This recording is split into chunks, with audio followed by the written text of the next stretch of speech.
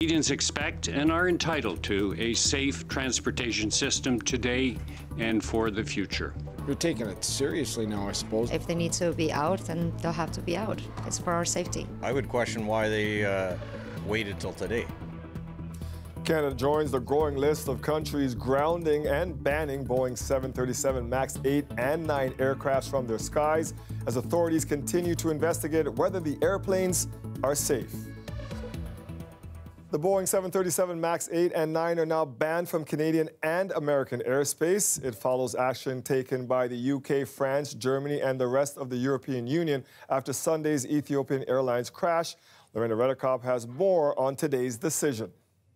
As families arrive in Ethiopia to mourn their loved ones, Canada followed the lead of so many other countries. On the advice of my experts and as a precautionary measure, I am issuing a safety notice. There can't be any MAX 8 or MAX 9 aircraft flying into, out of, or across Canada. The lesser-known MAX 9 uses the same systems. The transport minister says his team received new information last night that they analyzed this morning. Satellite data comparing the Boeing MAX 8 crash in Indonesia 6 months ago to this recent disaster in Ethiopia. Not conclusive, but there are similarities that sort of exceed a certain threshold in our minds with respect to the possible cause of what happened in Ethiopia. Hours later, the U.S. took similar action. According to a source with direct knowledge of the situation, this morning, just hours before his news conference, Canada's transport minister called the U.S. Transportation Secretary about that new information. Glad we made it. Glad we made it. Relief today from some of the last Canadian passengers to fly on the planes. The ban was announced while they were already in the air. You trust the powers that be. If they say it's safe, it's safe. But now that you land 5 minutes ago and finding out it's grounded, that makes you think a little harder. It's scary to know, but I'm glad that I made it. Airlines and governments have been facing pressure from the public. Worried Canadian passengers have spoken up on social media, some insisting airlines stop flying the MAX 8, even a direct plea to the Prime Minister to ground the planes. Meanwhile, Ethiopian Airlines said today that flight recorders from the crashed plane will be sent abroad for analysis, but it's unclear where. It's expected it'll take months to determine what caused this crash. Lorena Redekop, CBC News, Toronto. Relatives of those killed in the Ethiopian Airlines disaster are arriving at the crash scene. All 157 people on board died when the plane went down minutes after takeoff Sunday. And their families, like so many others, want answers. Susan Ormiston is in Addis Ababa with the latest. Addis Ababa has now become a hub for more and more families coming from across the world to see where that plane went down. They're making a kind of pilgrimage, a few each day out to the site. And now the site is moving away from the investigation phase and more into a kind of memorial. Today it was a Chinese group, clearly overwrought at the scene before them. They erected a memorial of wreaths and roses, and clearly taking home this memory of this is where their family members last ended up. A senior government official says 5 groups of Canadians are in the Ethiopian capital. That includes family members of the 18 Canadians who died, plus other Canadians who are mourning nationals from other countries. This is clearly a multinational catastrophe. Consular officials are trying to prepare families that what they most want, to come away with something from their family, may not happen. The identification stage, we're told, is at a very early phase. It's very complicated. The sheer force of that crash dove that plane into the ground with catastrophic results for the aircraft and for those on board. So they've come to see the scene, but they also want to take something back, perhaps to bury, and that may not happen, certainly not within days, and perhaps even weeks. So as we move the investigation off-site into the forensic labs, the scene has been reclaimed in a ways for people coming to honor their loved ones. Susan Ormiston, CBC News in Addis Ababa, Ethiopia. I'm Farah Morali near Buttonville Airport, where a plane ran off the runway behind me and nearly crashed into oncoming traffic. I'll have the story of the driver who braked just in time coming up. The thaw is near. Tomorrow we will see double-digit temperatures and more rain, the perfect recipe for flooding. Let's go live to Ali Hassan near the Humber River. And Ali, it looks like you're like in the Arctic with this frozen tundra behind you. We could be saying goodbye to those ice jams soon, though. That's right. I mean, this area, it wasn't all that long ago where we saw people actually out playing on these ice jams back when they were frozen solid. But the rising temperatures has actually made this area quite dangerous. We talked about flood warnings for low-lying areas like this one near Old Mill with the Conservation Authority. Have a listen. This year we have a lot of snow, so it's going to come down. It could come down at one time, especially with the drastic temperatures going up. So all that coming down, the water courses could be pretty drastic. So we will be monitoring it. We have a team of flood duty officers on call 24/7, watching our real-time gauges, which we can get information right out there right now. So, you know, we are monitoring it. So the snow on our residential streets has to go somewhere, right, when it melts. Usually that means it flows right into our catch basins at the end of the road. So the city has been out all day today to get ahead of the problem, clearing these catch basins. I spoke with the superintendent of road operations today, and he also told us that the mild start to this week has actually gave us a bit of an assist. So the melt won't be quite as drastic. Take a listen. But Mother Nature has helped us out this week with some of the warmer temperatures. It did melt some of that snow that was on the roadway. I've noticed it considerably. So that will help us. And, you know, again, with our crews going out, making sure that catch basins are clear, I think we'll be fine. So that means we might not see too much pooling on our roads, but that does not mean that your home is flood protected, right? So tomorrow's thaw is really going to put that infrastructure to the test. Coming up a little bit later in the show, we talk about flood proofing your home, and we'll have some tips for you. Send it back to you. All right, we'll check back with you. Thanks, Ali. Let's head to Nick Cernkovich now. Double digits on the way, and Nick, you promised. Yeah, and I'm going to follow through on that promise, Dwight. But as Ali said, Mother Nature has helped us out a little bit here, and that with these mild temperatures through the last couple of days. And in fact, the mild temperatures, the positive temperatures, are going to stick around through the night to help with a bit of a slow melt. Right now, we're sitting at 3 degrees in the city of Toronto. That's actually where our daytime high sat.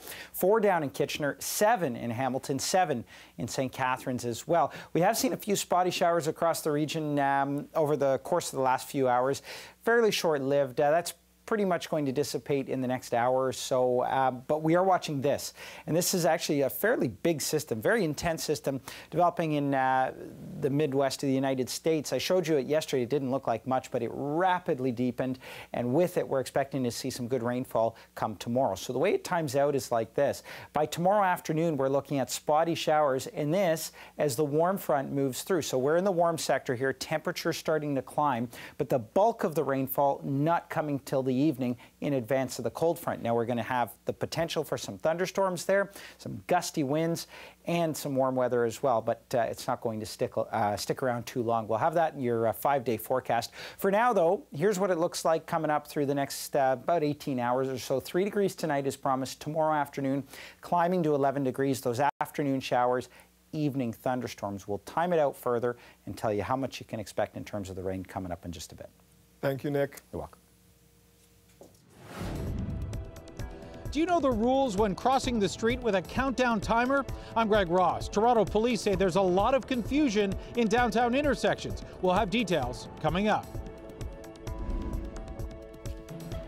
A terrifying dashcam video is making the rounds online. You see it right there. Incredible footage of that plane narrowly missing a vehicle before crashing beside the 404. It happened yesterday just north of Buttonville Airport up in Markham.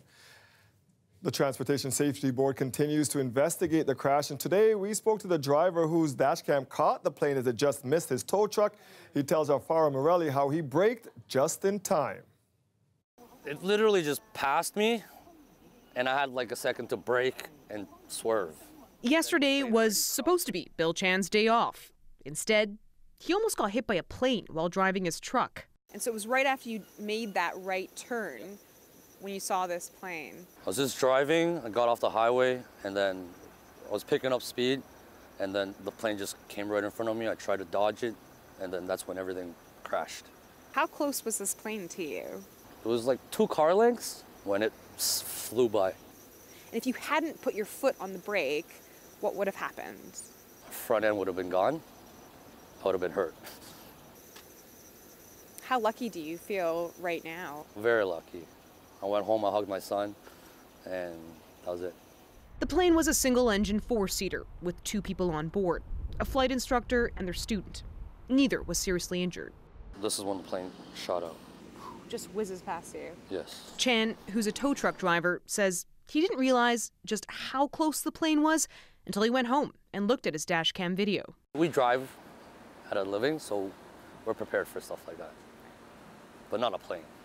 Because of where this crash happened along such a busy highway, the plane had to be quickly removed and brought back here to the Buttonville Airport, where it remains today behind these gates. The plane will be part of the ongoing investigation by the Transportation Safety Board.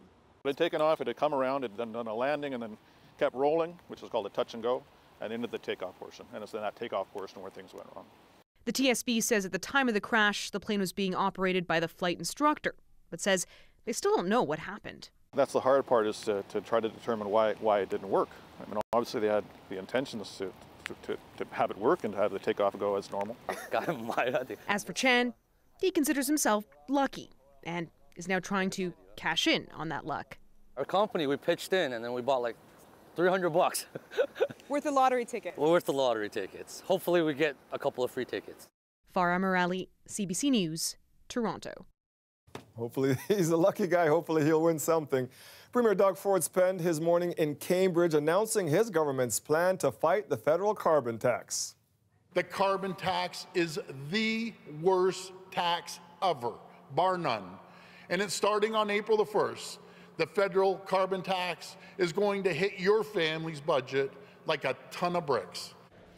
Ford called the tax a job killer that won't make a difference for the environment. The federal Liberal government announced the tax last year, saying it would help to reduce greenhouse gas emissions and support climate change incentives.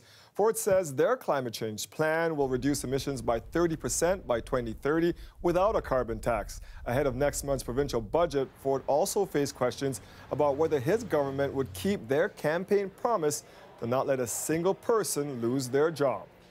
So far, we've made these efficiencies and not one person's lost their jobs, but do you know who's going to lose their jobs, unfortunately, are the people in the LINs, the CEOs that are making hundreds of thousands of dollars, the big silos they have there, the big executives, presidents and vice presidents making outrageous amounts of money. We're going to take that money and put it to the front lines. Ford wouldn't say whether executives in other sectors will also be on the chopping block. The provincial government will deliver their first budget April 11th.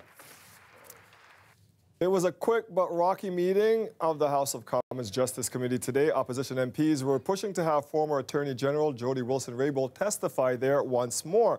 But just minutes after the meeting started, Liberal MPs shut it down. Take a listen.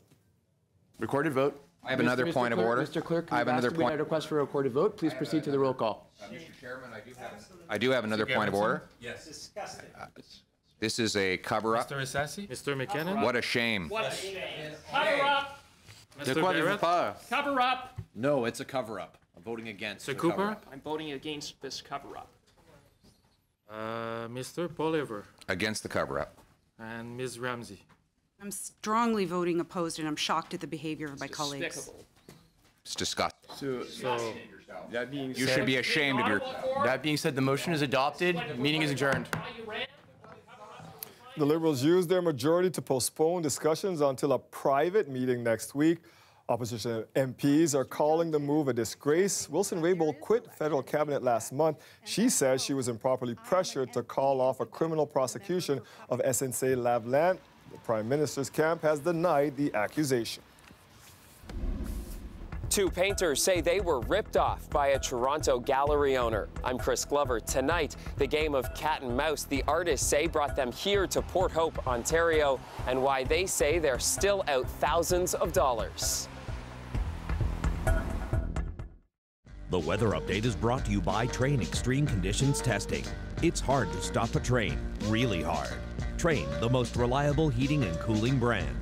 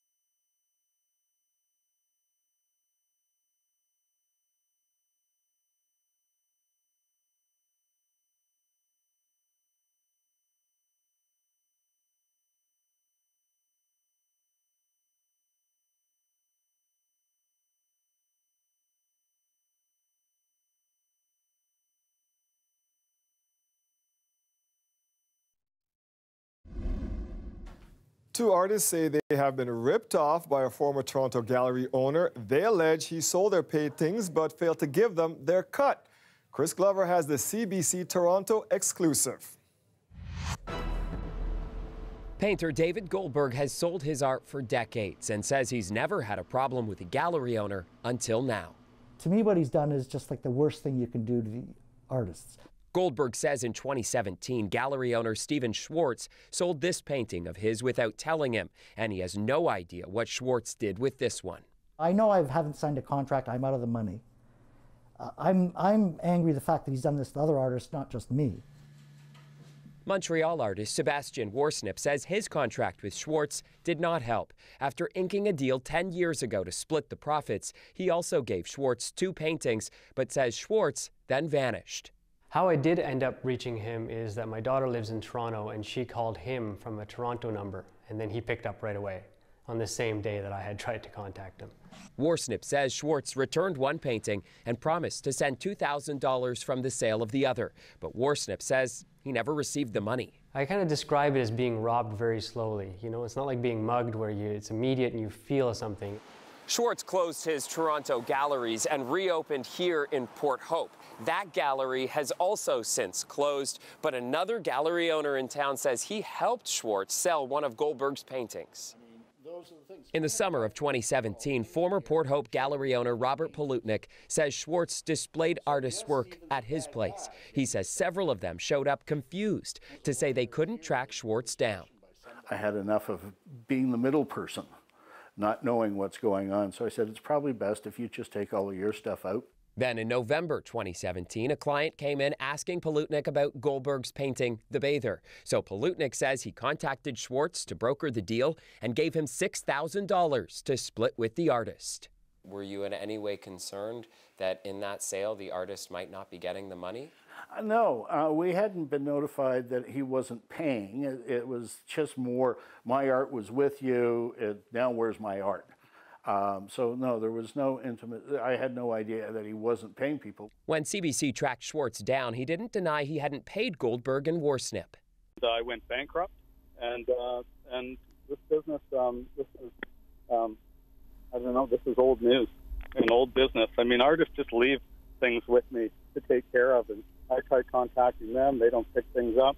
You know, there's a lot of things that go on, but if they're, you know, I'll speak with them directly. Both artists say Schwartz has not contacted them since.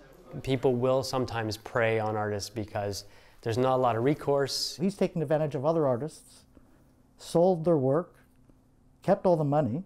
I mean, how can that not be criminal? After years of feeling brushed aside, these painters hope sharing their story will reset the landscape so no other artist feels ripped off. Seems despicable. All right, Chris is joining us now. How are other artists responding to your story? 2 additional artists reached out to us today with allegations against Schwartz, and 3 other artists from as far away as Halifax told us today that they've experienced pay problems with other art galleries. Now, these allegations just came through today, and while we haven't had a chance yet to investigate all of them, it certainly paints a picture that this is not an isolated incident, but the 2 artists that you saw in the piece there hope that by speaking out about this issue, it will lead people to try and take more deliberate steps to protect themselves in the future and ultimately prevent this sort of thing from happening. Thank you for that, Chris. Thank you. Remember, if you have a story you would like us to look into, just send us an email, torontotips@cbc.ca. Doctors in Halifax say some patients are choosing to die because they can't afford the costs associated with a lung transplant. The operation is not available in Nova Scotia, so most patients are sent to Toronto. While the cost of the procedure is covered, the cost of living in Toronto during surgery and recovery is not. And for some people, that's too steep a price to pay. Carolyn Ray has their story. At 42 years old, Natalie Jarvis told her doctor she was ready to die. I've been sick for so long that I forgot how it felt to feel good. Jarvis has a rare autoimmune condition, and her only chance of survival is a double lung transplant. That's why she's here, living in downtown Toronto, waiting for her match. But this trip to Ontario almost didn't happen. Jarvis lives in rural Nova Scotia, about an hour outside of Halifax. At the end of last year, her health deteriorated rapidly. She was told she needed to come up with at least $10,000 to pay for accommodations and food. Her mom would also have to leave her job at a grocery store to look after her. Jarvis thought she was a burden. It was a really rough decision. So on January 3rd, I did mention palliative care to the doctors. And I was ready to just call it quits and give up. I mean, to think a 40-year-old may choose death as opposed to asking people for money, it's really hard to go home at the end of the day and feel good about that. In Halifax, Dr. Meredith Chiasson was on the receiving end of that conversation. She works with a small team, and they oversee most of the lung transplant patients in the Maritimes. Transplant patients have lost their homes, even their life savings, while waiting for a match. This year, 2 patients decided to move into palliative care because of money. But emotionally, as I said, they're at their worst time in their life, when they're desperately sick and facing death. We're asking them to leave their friends, their family, their support system, and to move halfway across the country. While each Atlantic province chips in some money to help with their expenses, it's nowhere near enough to cover housing as Toronto prices soar. On average, patients wait 6 months for a match and have to stay 3 months after surgery while they recover. For Natalie Jarvis, it was her doctor who changed her mind, convincing her patient she could do it. You know, if I don't give up the fight, then I can get through this. Which is what I'm planning to do. Jarvis's employer, friends, and family chipped in to help get her started, taking away some of the stress of money for now while she fights for her life. Carolyn Ray, CBC News, Toronto. And we have an update for you. After CBC News reported this story, Nova Scotia's health minister ordered a review of the money given to lung transplant patients each month. The minister wants to determine whether the program is adequate for Nova Scotians. Tomorrow is the big melt, so say goodbye to that iceberg that has been on your lawn. But how do you make sure it doesn't melt and then flood your house? I'm Ali Chiasson. Coming up, we speak to a flood-proofing expert.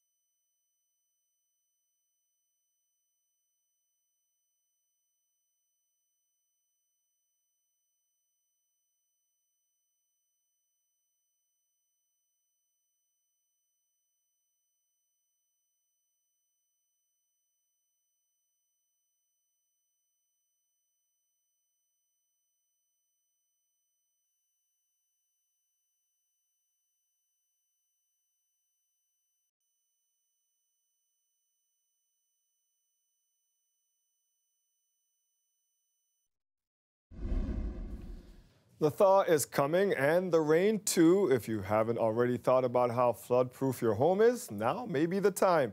Let's go back live to Ali Chiasson near the Humber River, where those big ice floes behind you will soon be melting. And Ali, you took a trip to the Home and Reno show to find out what people need to know. Yes, and we learned pretty quickly that it's probably a good idea to start planning months in advance of the spring thaw in order to fully flood-proof your home, because it's a big job. Have a look.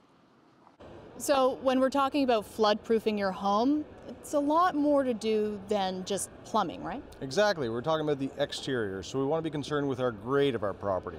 We want things sloping away from the house and not into the house. Is there like a magic number for like the grade? Water likes to run at about 5% or more, so if we can get that percentage, 5% or more, we're perfect. What if you're not sure? Neighbors like to talk, and sometimes houses come with stories, so I would be talking to your neighbors to see if the house that you just purchased has ever had any problems or if they've heard anything. So Jordan, what about the backyard? Well, the backyard's often overlooked because we just clear the front driveway. We want to look at our exterior patios as well as the deck up against the house for clearing snow. A lot of people don't clear it in the winter, and as soon as that melts, it's going right up against the foundation. 'Tis the season to clear your eaves trough, and here we have a nifty little gadget that could help us. Can you tell us how this works? Yeah, this is great. Instead of having to climb up on top of a ladder, reaching around, getting your hands all gross with all those leaves and debris that may be clogging your downspouts, consider installing a gutter guard system. The leaves are not going to be able to fall into the gutter and clog it, and the surface tension of the water, once it hits this guarding system, is going to wrap around and fill into the eaves trough down the downspouts. So we've talked about the outside of the home, the landscaping, talked about the roof, and inside of the home, what do we need? Well, if we haven't had a sump pit or a sump pump installed, now is a good time to do that. Let's come over and see how it works. So how a sump pit works is groundwater is going to flow into this pit, and it's going to get picked up by the pump once it reaches a certain level. That's going to get pumped up either to the interior plumbing and drainage system or outside away from the house. Let's say you've flooded, you've cleaned up, then what do you need to do? Who do you need to call? Well, we want to make sure we're contacting a person or contractor that specializes in either flood prevention or waterproofing your home. Don't just call any regular handyman. We want someone with experience, because this is a very important and a potentially expensive project. We want to make sure it's done right. So do your research. That was the advice from the home show today. As for tomorrow, you may not need your rain boots, but an umbrella will come in handy with the rain. Send it back to you, Dwight. Thank you for that, Allie. We're going right to Nick next. And you heard Allie there, umbrellas up, rain boots on. Yeah, that's pretty much the story for tomorrow, especially tomorrow night, or tomorrow evening. That's really when the bulk of the rainfall is going to come through. If you had any time outside today, you might have seen a few spotty showers. Those are pretty short-lived in advance of this system. Some slipperier conditions out toward Prince Edward County. But for us in the GTA, it's just been some light spotty showers. We are looking at this system. I mentioned it off the top of the show, rapidly developing, bringing with it some heavy downpours in the States, and likely to bring that to the GTA tomorrow as well. Now, to time it out, here's what it looks like. Tomorrow around noon, we're looking at some light showers. This is going to last between about noon to 3 p.m. This is not a heavy downpour, and it's not the bulk of the rain. In fact, the bulk of the rain comes along the cold front I mentioned, which moves through closer to around 7 to 8 p.m. tomorrow night. As it slides eastward, there is the risk for some heavy downpours in there, potential for thunderstorms, as much as about 10 to 20 millimeters of rain, and gusty winds up to 60 kilometers per hour in advance of this system. It does, however, come with double digits as well. By Friday, on the back side of it, spotty showers remain, and then by Saturday, believe it or not, the risk of a few wet flurries, but nothing accumulating. This is just with some cooler air moving in. As I mentioned, generally speaking, about 10 to 20 millimeters of rain. I would take these numbers with a grain of salt. What we're looking at is a broad 10 to 20 millimeters, locally heavy amounts if we see some of these thunderstorms in the area. In terms of the winds, as I mentioned, they're going to pick up through the day, peaking just in advance of that cold front around 9-10 p.m. with wind gusts to about 60 kilometers per hour in some areas. And we'll see winds pretty strong throughout the better part of Friday as well. Temperatures right now sitting at 3 degrees, but much warmer through Hamilton and St. Catharines. And that's the story for us tomorrow. In fact, tonight we're looking at temperatures, broadly speaking, about 3 degrees under cloud cover. Tomorrow, anywhere from about 11, 12, 13 degrees in the region. As I mentioned, though, doesn't last long. Thursday, we go down to 5 degrees through the overnight, briefly up to 7 degrees on Friday, and then temperatures falling once throughout the rest of the weekend and into Monday. However, the sunshine is there for a few days. It's looking good, too. Thank you, Nick. You're welcome. The homeless people living under the Gardner Expressway are being told to pack up and move. Cleanup crews started taking apart the makeshift shelters at Gardner and Lower Simcoe this morning. Eviction notices were posted back in January. The city says the encampments have spread to locations that are getting in the way of sidewalks and creating fire hazards. People are using propane tanks to stay warm. There was a fire down at under the Gardner this past weekend. And we have an obligation as a city to ensure safety of all residents of the city, people who live in those encampments, but the public generally as well. And so we wanted to ensure that there wasn't a repeat. Thankfully, nobody was injured, but the next time we may not be so lucky. Crews are encouraging people at the encampment to go to respite centers should they choose not to. Staff will help in trying to find them housing and employment services. The city says no fines are being issued. And a man in his 40s has been sent to hospital with serious injuries after he was hit by a TTC bus in the financial district. It happened just before 5 p.m. on Bay between Richmond and Adelaide. Paramedics arrived on scene and say they found the man in critical condition. Police have closed off the area. Do you know the right way to cross at an intersection, especially the ones with the countdown timers? It may seem simple, but police say many of us have no clue on the right time to cross and the right time to stop. So Traffic Services is running a series of educational campaigns this week on pedestrian safety. Greg Ross now with our most common mistakes. Well, there's confusion when it comes to the countdown timers. Sergeant Brett Moore was on the streets of downtown Toronto today, hoping to clarify the rules when it comes to pedestrian crosswalks, and it didn't take long to find people who were unknowingly breaking them. Is it had the walk signal? Yeah. It switched over, the light changed over, and the countdown started. Yeah. And you started to cross. Yeah. What about the person who has not yet crossed? What do you think the rule stands for? Indicating that you only have max 15 seconds to cross. That's not exactly how the countdown works. What if I told you that the actual rule says if you haven't yet started to cross the road and that countdown signal's don't cross, wait for the next signal. Most of the pedestrians we talked to today thought they could enter the crosswalk after the countdown timer had started, as long as they made it to the other side before it hit zero. The reality is that's not the case. It's for folks who've already started crossing, how many seconds they have left to finish up what they started, not to start a new crossing, and that's the confusing part. But even people who are clear on the rules don't always obey them. And you should really stop because people have to make left turns. Yeah. And you're blocking them and it creates traffic. These women say they usually do stop, but they were distracted today. And I think we were just caught up in conversation today. The city started installing countdown timers in 2005. A study published in the Journal of Injury Prevention in 2013 said that after they were introduced, the number of pedestrians hit in crosswalks went up 26%. While city staff say they don't keep statistics specific to countdown crossings, Moore says he believes they do work when people follow the rules. I think the intersections, when used properly, are the safest places to cross. And when they're not used properly, Moore says pedestrians not only put their safety at risk, it could also get them a ticket. Do you know that you can be fined for doing what you just did? I did not, no. Moore says under the Highway Traffic Act, a pedestrian can be fined $35 if they enter an intersection after that do not walk signal appears. Now, Moore wasn't handing out any fines today, and he says police rarely do. Greg Ross, CBC News, Toronto. Almost 4 years after a teen was convicted of first-degree murder in the death of York Regional Police Officer Constable Garrett Stiles, the Crown is asking for the sentence to be overturned. The 15-year-old was driving 3 friends along Highway 48 when he was pulled over for going more than 65 kilometers over the speed limit. The unlicensed teen refused to get out of the vehicle.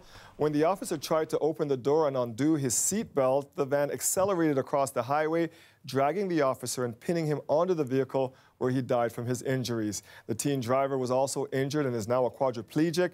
He received no prison time for the conviction. The Crown is now appealing and asking for him to be sent to an open custody facility. The defense wants to order a retrial for manslaughter. And a man has been charged with second-degree murder after a woman died in a Pelham Park apartment building early this morning. Officers were called to the high-rise near Symington Avenue and Davenport Road just before 3 a.m. They arrived to find a woman with signs of trauma. Paramedics were unable to save her, and she was pronounced dead at the scene. The woman's identity and age have not been released. Investigators say they're trying to contact next of kin and are asking anyone with information to contact them. Canadians expect and are entitled to a safe transportation system today and for the future. I want them to be able to fly with confidence. Canada has banned Boeing 737 MAX 8 and MAX 9 models from its airspace following Sunday's Ethiopia Airlines crash. Transport Minister Marc Garneau based his decision on satellite data. He says it suggested similarities with the crash of another MAX 8 last October in Indonesia. A short time after the Canadian announcement, the U.S. also grounded the planes. Air Canada, WestJet, and Sunwing have a combined total of 41 MAX 8s. So how are those who are connected to Boeing dealing with this news? Briar Stewart visited a Boeing factory today in Washington State. All of the planes that you see behind me are Boeing 737 MAX. It's the fastest selling plane in the company's history. And the 12,000 employees who work at the factory in Renton, this is what they do. They assemble these planes. The fuselage is shipped in from Kansas, and then each plane is assembled in about 10 days. Now, this is why the company is finding itself under intense pressure right now after 2 crashes of this MAX 8 model in a 5-month period. And now you have so many countries that have announced that they're grounding the plane, including the USA and Canada. Now, a short while ago, I spoke with a former Boeing engineer. He said that he still believes the plane is very safe. However, he said it's a very difficult time for all of the employees who work on this model. Devastating. You know, I think everybody's questioning, what did they miss? What could they have done better? It's a tragic outcome to see your product take lives. You do everything you can to make sure that never happens. So when it does happen, it's very disappointing and discouraging. Peter Lemmy went on to say that he's very disappointed in how Boeing approached the whole issue of upgrading the software for these planes. After the Lion Air crash back in the fall, it was revealed that the automated control pilot system could send faulty data to the plane, causing the plane's nose to dive down. It was an issue that was revealed after the crash. Boeing had said they were going to put up a software update. That was supposed to happen in January, but now the company says it won't happen until April. As for what caused the Ethiopian Airlines crash, now that investigators are looking at the black boxes, we will find more information about what led to that deadly accident in the coming days. Briar Stewart, CBC News, Renton, Washington. At least 8 children have died in a building collapse in Lagos, Nigeria. Their school was on the top floor of the low-rise building, and officials fear the number of dead will increase.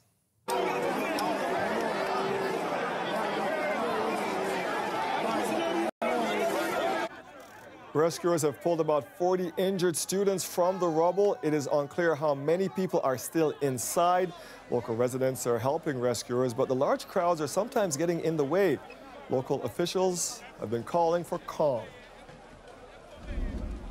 Drag culture is very white and very cookie cutter, and I'm glad to say that I don't really abide to those rules.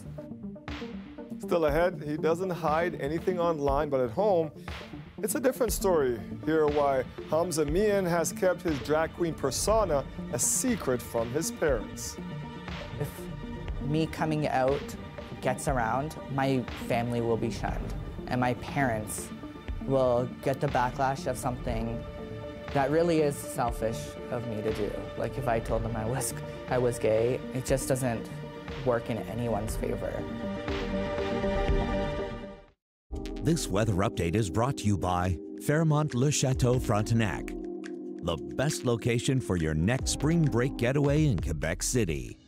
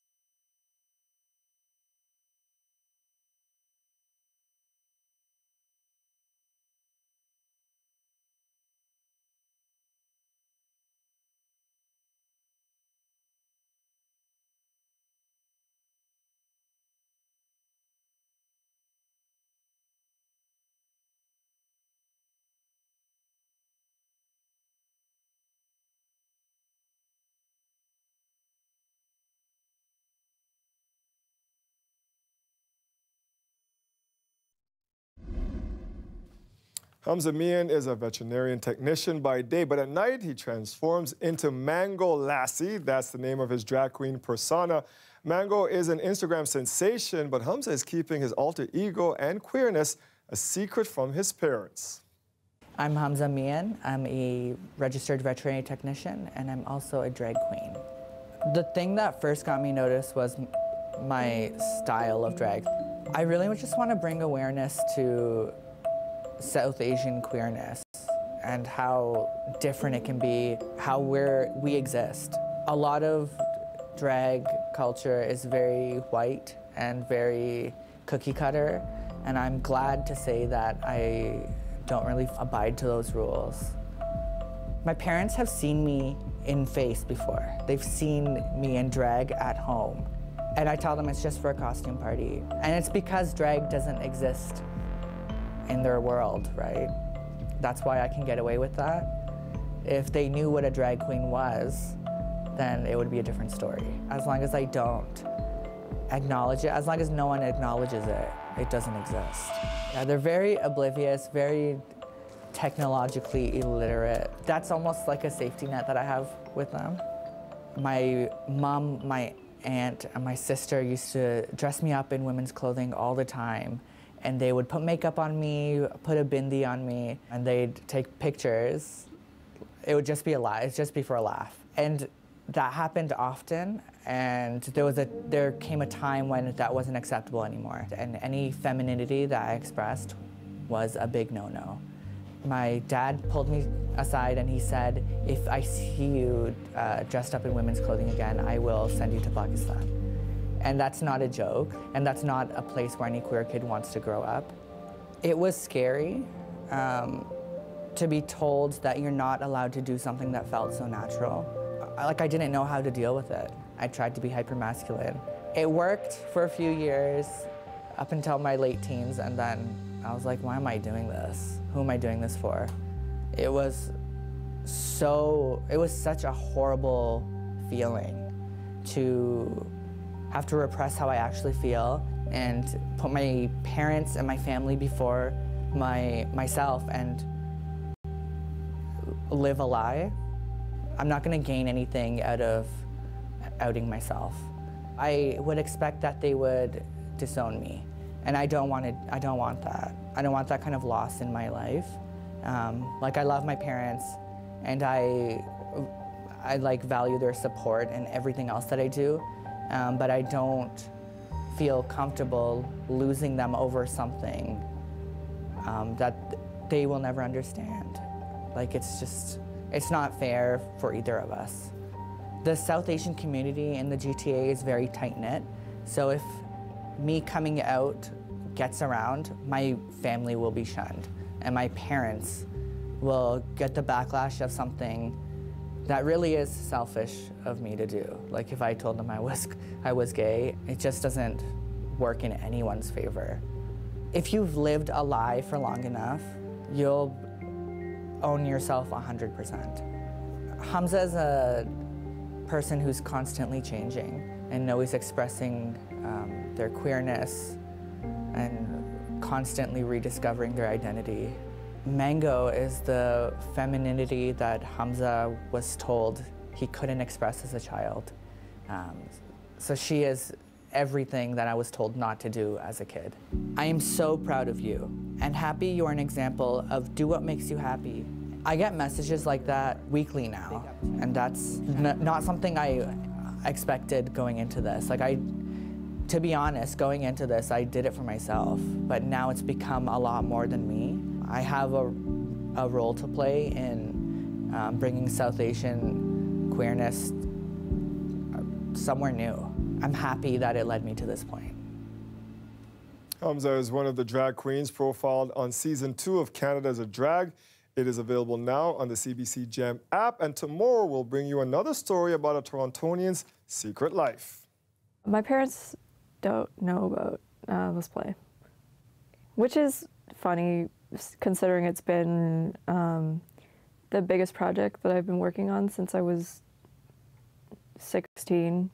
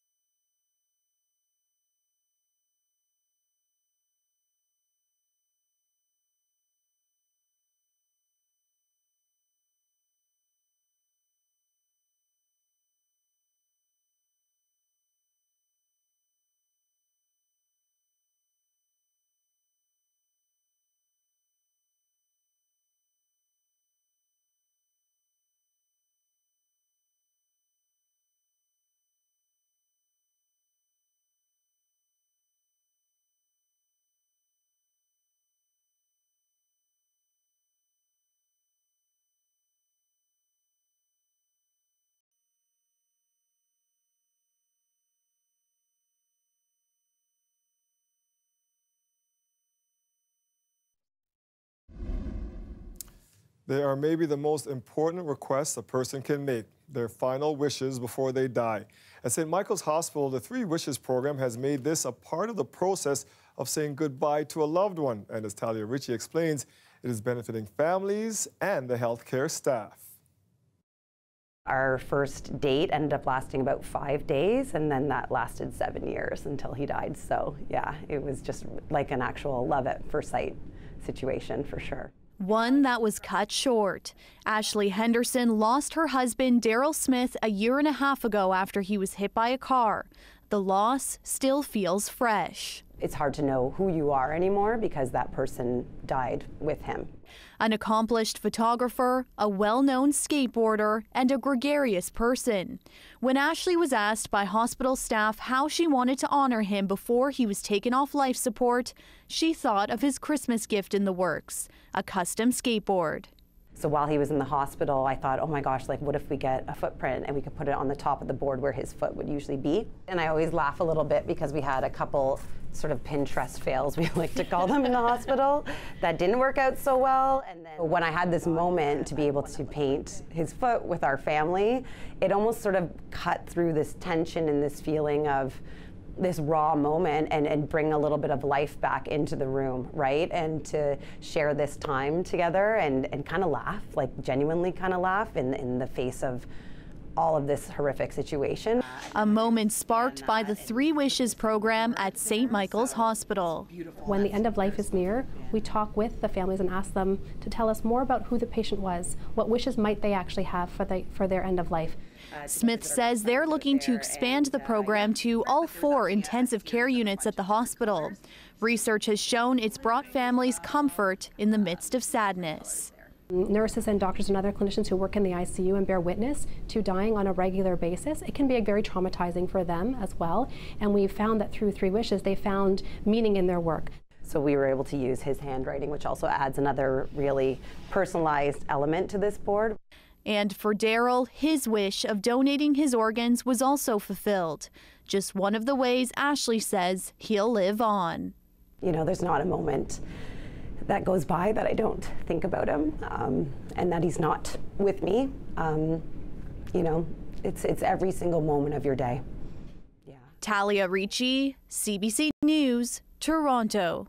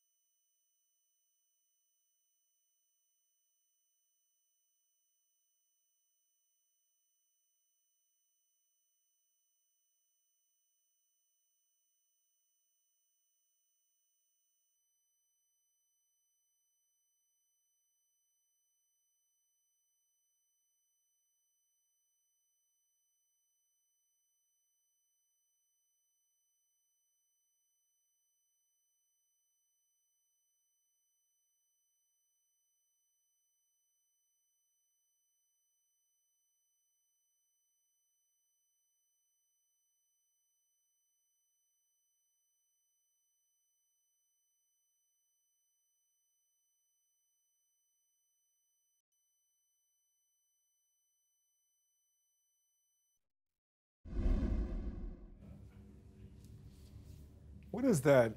It's not from a horror movie. It's the latest exhibit to be announced as part of the Luminata Festival. It's called House of Mirrors.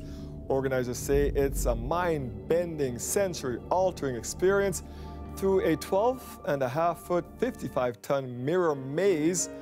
Luminata, our annual international art festival, starts June 7th at the Harbourfront Center. Now meet one of Canada's top ice carvers who's originally from a tropical land. I had a lot of awards in ice carving. First place in Edmonton, Alberta. Lake Louise, few first place also there. One in snow in Banff. Every winter I do this as a passion. Man, he is talented. Ross Bices can peer into a block of ice and see pictures. Then he grabs his tools and brings them to life. He's so good, he can hardly track the number of awards he's won. He immigrated to Quebec from the Philippines a decade ago and had no idea that ice would become his muse. Now he calls ice carving, look at that, his passion.